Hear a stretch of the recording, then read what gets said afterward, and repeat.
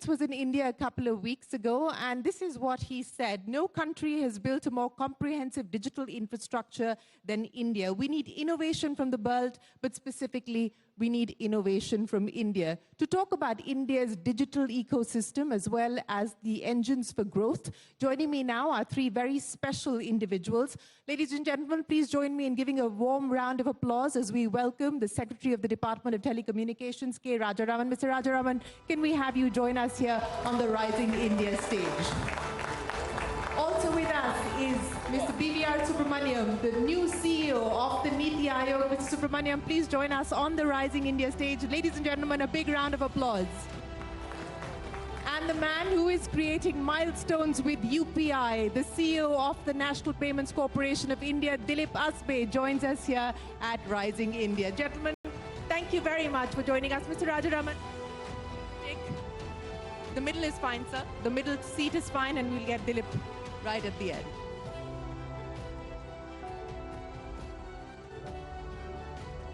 Thank you very much to all of you for joining us here today. Mr. Rajaraman, let me start by asking you, because the growth of digital India is incumbent on the digital highway and the digital infrastructure, which the Department of Telecommunications that you lead is responsible for. So let me start by asking you about where things currently stand now as far as the National Broadband Mission is concerned, as well as BharatNet. Ladies and gentlemen, for those of you who may not be aware, BharatNet is essentially the plan to connect India's villages with high-speed broadband connectivity. So I want to start by asking you for an update on where things currently stand. What are the latest milestones on that front? So, it's a pleasure being here in this very diverse audience. So the task before us is to actually enable every citizen of this country to access broadband. That is the ultimate goal that the Honorable Prime Minister set for all of us. So this journey of laying out optic fibers to the rural heartlands, I think, is a very onerous task, given that we have very diverse territories which are remote, mountainous, etc. So the target that was before us was nearly 2.5 lakh gram panchayats. Out of that, construction is going on in all the 2.2, and the 1.9 lakh gram panchayats have already been wired up with the optic fiber. So in October, we took the decision of actually commencing the monetization. Because at the end of the day, I think they must be put to use. So we have come out with a commercial plan, which is not, which is partly subsidized, in the sense that we give the box for free. And we also provide bandwidth at a reasonable cost.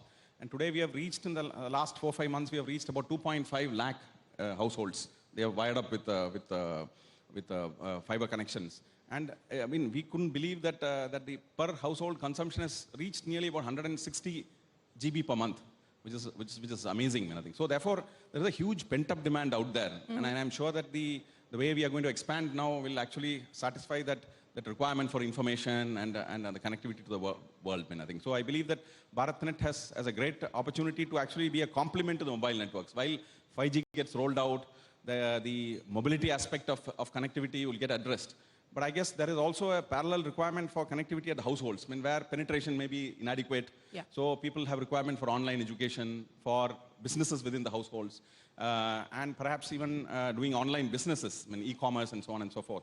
So they will require a complement between the mobile and the fiber, and we believe that this is a great opportunity that we have before us. You talked about the opportunity, and you also talked about how many households you've managed to connect so far. But you also alluded there to monetization. But there was a lot of chatter about the fact that monetization had actually been derailed, that there wasn't that much public-private, there wasn't that much private interest in wanting to partner with the public. So are you saying that that's not the case? Is there private sector interest? It's a very good question. See, incidentally, fixed line networks, optic fiber networks, are very expensive to maintain, especially because we have a huge construction work going across the country. We have a huge number of programs. India is forever under construction. Yes. So therefore, cuts, every fiber network suffers nearly about 4 cuts per 1,000 kilometers per month.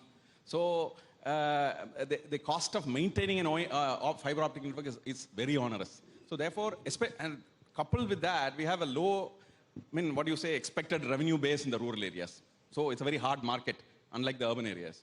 So therefore, the private sector perception of this particular value of this particular network is a little low. I mean, I think we can well understand that. Therefore, I think we have decided to go forward with the public sector model, wherein BSNL will maintain it, run it, and then monetize the last mile. So we are not monetizing the whole network, but the last mile, where from the village point, I think they will take it to the households and maintain it and service the customer. And that's worked well, I think. I'll come to BSNL and the revival package that the government announced for BSNL in a second, but let me get Mr. Subrahmanyam into the conversation as well. Mr. Subrahmanyam, you know, as part of the India at 75 vision, Niti Aayog had put together a strategy document, a strategy paper on the use of digital technologies, the use of digital innovation. As things currently stand, beyond Ayushman Bharat, beyond health and financial inclusion, where do you believe the next bed of innovation will lie, especially in the context of the development state that the Niti Aayog is pushing for?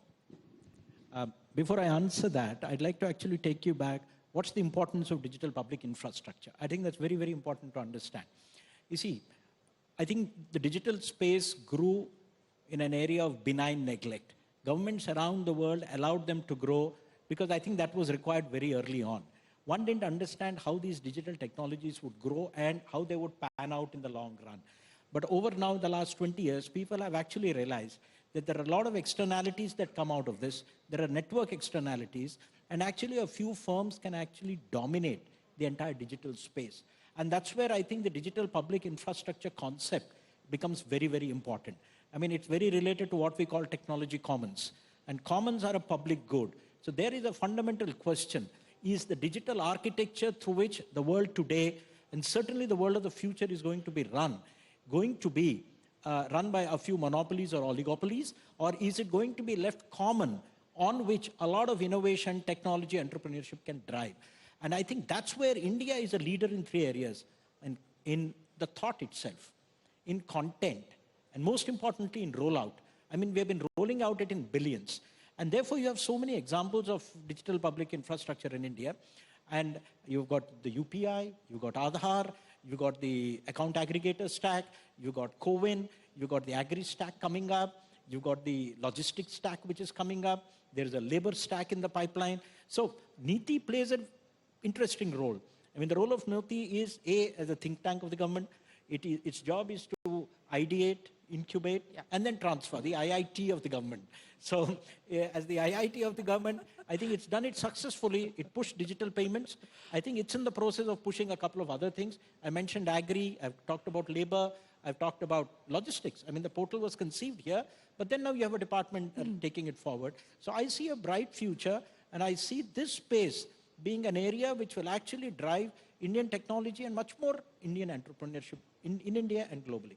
You know, that's a nice line that you've given us. Niti Aayog is the IIT for India, and I can see many will probably go with that headline tomorrow. It's a quotable quote there, Mr. Subrahmanyam. But, you know, I'll come back to you on the importance of the digital goods aspect that you spoke of and what we can now expect in the next phase of growth. But let me get to Dilip Asbe of NPCI. And before I get to you, Dilip, let me do a quick poll here of the audience. How many people here use UPI? Literally everybody in this room. Dilip, that should be a big smile to your face. Who didn't raise the hand, actually? Who doesn't use UPI? Yeah. That's one solitary gentleman in the room, and okay, three people in this room who don't use UPI. So, well, the house is on your side, Dilip.